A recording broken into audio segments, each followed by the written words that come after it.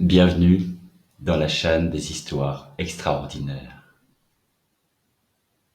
Mes vidéos sont protégées par un puissant sortilège qui fait que si vous regardez la vidéo sans la liker, vous pourriez vous retrouver dans une de mes futures histoires. Oseriez-vous prendre le risque?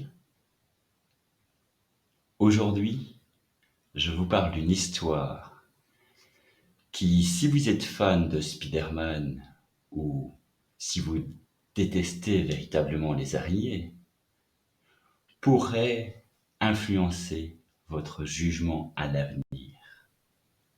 Elle s'appelle les 8 pattes de la peur. Vous avez peut-être entendu parler de Jean-Paul Stégé, fondateur en 1956 des clubs Jeunes Amis des Animaux et quelques années plus tard des clubs Chouettes, qui regroupent en France et même dans le monde entier les enfants qui veulent venir en aide aux animaux maltraités. La vocation de Jean-Paul Stégé lui est venue à 8 ans. Un jour, cet enfant, qui n'aimait pas spécialement les bêtes, s'est mis brusquement à les aimer. Tout ça parce qu'il a rencontré Fifine, une araignée. 1950. Jean-Paul Stégé a 8 ans. Son école est à quelques rues du Pavillon, où habitent ses parents, dans la banlieue parisienne. Le jeune Jean-Paul est d'une nature rêveuse. Ses études ne l'intéressent qu'à moitié. Sa maîtresse l'a surpris plus d'une fois, les yeux perdus au-dessus de son livre ou de ses cahiers, et il lui est arrivé de faire l'école buissonnière. Pourtant, sa maîtresse l'aime bien. S'il n'est guère travailleur, il est intelligent et quand il veut s'en donner la peine, il obtient de bons résultats.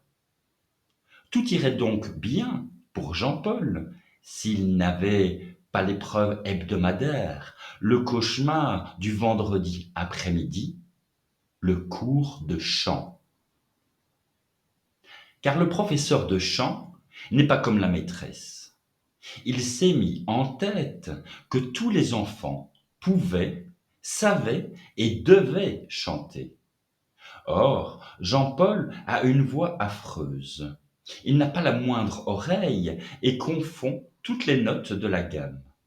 Bref, il est très mauvais en chant et il a horreur de cela. Aussi, le professeur l'a tout de suite remarqué et l'a pris en grippe. À chaque cours, systématiquement, il l'interroge. Nous allons chanter la mélodie de la semaine dernière. Vous tout seul. D'abord, Stégé. Le malheureux Jean-Paul ouvre alors la bouche pour émettre quelques sons lamentables, et c'est l'inévitable explosion de colère. C'est mauvais, très mauvais, monsieur Stégé. Je suis sûr que vous le faites exprès. Vous aurez 0. Pour Jean-Paul, la vie à l'école devient une angoisse à cause du vendredi. Il en rêve de ce vendredi. La voix acide de son professeur de chant résonne dans ses oreilles le matin. Par moments, Jean-Paul imagine une vengeance, mais pas n'importe laquelle, une vengeance terrible, mémorable. Il n'en voit qu'une, les araignées. Car il se trouve que le professeur de chant a une faiblesse. Il n'est pas très courageux et plus précisément, il a une peur bleue des araignées. Un jour, il en a découvert une sur le plancher de la classe. Il est devenu subitement tout blanc. Il s'est mis à crier d'une voix encore plus acide que d'habitude. « Débarrassez-moi de cette sale bête, tout de suite !» C'est un des élèves qui s'est dévoué pour le faire, car il avait bien trop peur pour y toucher lui-même. L'épisode de l'araignée est resté gravé dans l'esprit de Jean-Paul. Début mars 1950, ce jour-là, les parents de Jean-Paul l'ont envoyé à la cave chercher des bûches pour la cheminée. Jean-Paul y va sans rien dire, mais s'il l'a toujours caché, il n'aime pas aller à la cave. Il a peur, surtout quand il fait nuit. En sifflotant pour se donner du courage, Jean-Paul ramasse ses bûches et soudain, elles lui tombent toutes des mains, manquant de lui écraser les pieds. Il voudrait crier, mais il est tellement saisi qu'aucun son ne sort de sa bouche. Du tas de bois vient de sortir une araignée, mais une araignée comme il n'en a jamais vu, ni en réalité, ni dans les livres. Elle est énorme, monstrueuse, elle a un gros corps noir et 8 pattes velues, hideuses. Elle se promène lentement sur une bûche et va dans sa direction. Jean-Paul, l'instant de surprise passé, au lieu de remonter en hurlant pour se réfugier auprès de ses parents, ne bouge pas. Une idée lui est venue. Une idée plus forte que sa peur. Il pense à la réaction qu'aurait eue à sa place son professeur de chant. Il l'imagine suant à grosses gouttes. Il voit son visage passant par toutes les couleurs de l'arc-en-ciel. Il entend ses cris horrifiés. Au secours! Au secours! Débarrassez-moi de cette sale bête! Jean-Paul se met à sourire de satisfaction. Mais aussitôt son sourire se fige. L'araignée est toujours là. Il l'avait oubliée. Elle était arrivée tout au bout de la bûche. Elle est à peine à 1 mètre de lui. Jean-Paul essaye de se raisonner. Il doit fuir. C'est de la folie de rester. En même temps, une autre voix lui dit « Allons, Jean-Paul, montre que tu es un homme. Cette araignée, il te la faut pour ton professeur de chant.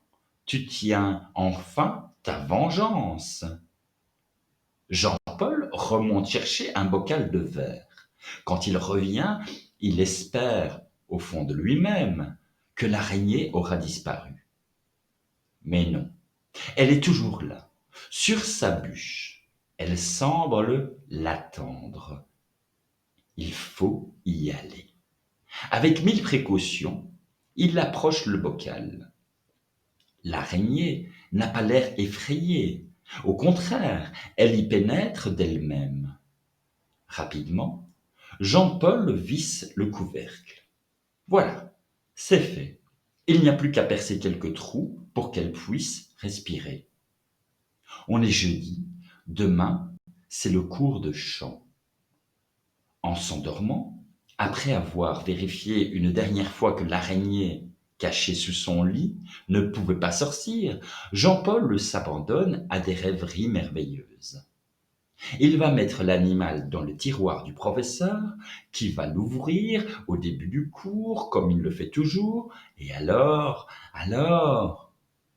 le lendemain, la matinée passe très vite. Jean-Paul ne tient pas en place. De temps en temps, il jette un coup d'œil à son cartable anormalement grossi par le bocal qui contient sa prisonnière. À midi, alors que tout le monde est au réfectoire, Jean-Paul entre dans la classe vide. Il n'emmène pas large, mais il est décidé à aller jusqu'au bout. Son bocal sous le bras, il ouvre les tiroirs du bureau. Un quart de tour au couvercle et l'énorme, l'abominable araignée velue sort sans se presser. Le professeur de chant attrapera au moins une jaunisse en la voyant. Et c'est enfin le moment fatidique. Il est 2 heures de l'après-midi, toute la classe attend devant la salle de chant. Jean-Paul est sur des charbons ardents, mais 5 minutes, 10 minutes passent et le professeur ne vient pas. D'habitude, il est à l'heure, impitoyablement à l'heure. Et au lieu de la silhouette du professeur de chant, c'est celle maigre et longiligne du directeur qu'on voit arriver. Mes enfants, votre professeur est souffrant. Vous allez vous tenir sage pendant 1 heure. Pour Jean-Paul, c'est un coup du sort. Le professeur de chant, qui n'avait jamais été malade depuis des années, choisit précisément ce jour-là pour l'être. Maintenant, il va falloir récupérer l'araignée qui est toujours dans le tiroir.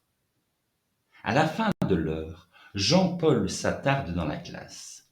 Une fois que tout le monde est parti, il sort rapidement son bocal. Franchement, il n'est pas brave. Si on le surprenait à ce moment, il n'ose pas penser à ce qui lui arriverait. Mais tout se passe bien. L'araignée regagne gentiment son bocal, comme si elle le reconnaissait, comme si elle avait envie de rentrer chez elle. Seulement, une fois à la maison, Jean-Paul se trouve devant un grave problème. Que va-t-il faire de sa bestiole? Que va-t-il dire à ses parents? Car il n'est pas question qu'il s'en sépare avant le retour du professeur de chant. Alors, il imagine un mensonge. Il montre le bocal à son père et à sa mère et leur déclare: C'est la maîtresse qui m'a confié cette araignée pour une leçon de sciences naturelles. Elle m'a demandé d'en prendre soin. Les parents de Jean-Paul sont un peu surpris. Son père lui déclare, après avoir examiné l'animal, qu'il est inoffensif, ce qui rassure tout de même Jean-Paul. Mais maintenant, le voilà obligé de partager sa chambre avec l'araignée pendant au moins 1 semaine, jusqu'au prochain cours de chant. D'abord, se dit-il, il faut lui donner un nom. Sans trop savoir pourquoi, il la baptise Fifine. Et puis, il faut la faire manger. Aussi, il va chercher une belle feuille de salade qu'il glisse dans son bocal. 2 ou 3 jours passent. Jean-Paul s'est habitué à retrouver Fifine en rentrant de l'école le soir. Il la met de côté tandis qu'il fait ses devoirs. Depuis qu'il sait qu'elle n'est pas dangereuse, il n'en a plus peur. Il l'examine à travers le verre épais. Il la regarde s'agiter avec ses 8 pattes. Il détaille sa tête qui prolonge son corps velu. La seule chose qui l'ennuie, c'est que Fifine n'a absolument pas touché à sa salade. Alors, le soir, à table, il questionne son père. Papa, qu'est-ce que ça mange les araignées? Son père lui répond d'un ton d'évidence. Des mouches, bien sûr. Pendant les jours qui suivent, Jean-Paul se livre à une activité pour le moins inattendue, la chasse aux mouches. Chez lui, il reste des heures devant les vitres dans l'espoir d'attraper un insecte. Dès qu'il a pu en capturer un, il va le déposer dans le bocal de Fifine. Le vendredi suivant est arrivé et de nouveau, le directeur leur annonce que le professeur de chant ne viendra pas. Il est toujours malade. Jean-Paul va être obligé de garder Fifine encore 1 semaine. Mais cela ne l'ennuie plus. Curieusement, il s'est attaché à elle. Oui, il est content de pouvoir la garder encore un peu. Et la nuit même, dans sa chambre, il prend une décision. Il ouvre le bocal. Il ne veut plus qu'elle soit prisonnière. Tant pis si elle s'en va. Bien sûr, il a un peu peur qu'elle vienne se promener sur son visage pendant son sommeil. Mais après tout, il sait qu'elle n'est pas dangereuse. Et le lendemain matin, il la retrouve sur la table de nuit. Fifine est là. Elle semble lui dire bonjour à son réveil. Des jours passent encore. Le professeur de chant, sans doute sérieusement malade, n'a toujours pas réapparu. Jean-Paul, à sa grande surprise, a réussi à apprivoiser son araignée. Fifine est devenue une amie. Maintenant, elle vient manger dans sa main les mouches qu'il lui présente. Jean-Paul a découvert que tous les animaux, même les plus laids, les plus inquiétants en apparence, peuvent vous donner quelque chose à condition qu'on les aime. Le professeur de chant est rentré au bout d'un mois. Mais pour Jean-Paul, il n'était plus question de vengeance. Sacrifier Fifine aurait été une chose abominable, un crime. Fifine était à lui pour toujours. Et c'est ainsi que le professeur de chant a échappé, sans le savoir, à la plus belle peur de sa vie. Mais sans le savoir également, il a contribué à la naissance d'une vocation. Car, dès ce moment, Jean-Paul a eu la passion des animaux et il a décidé de leur consacrer sa vie.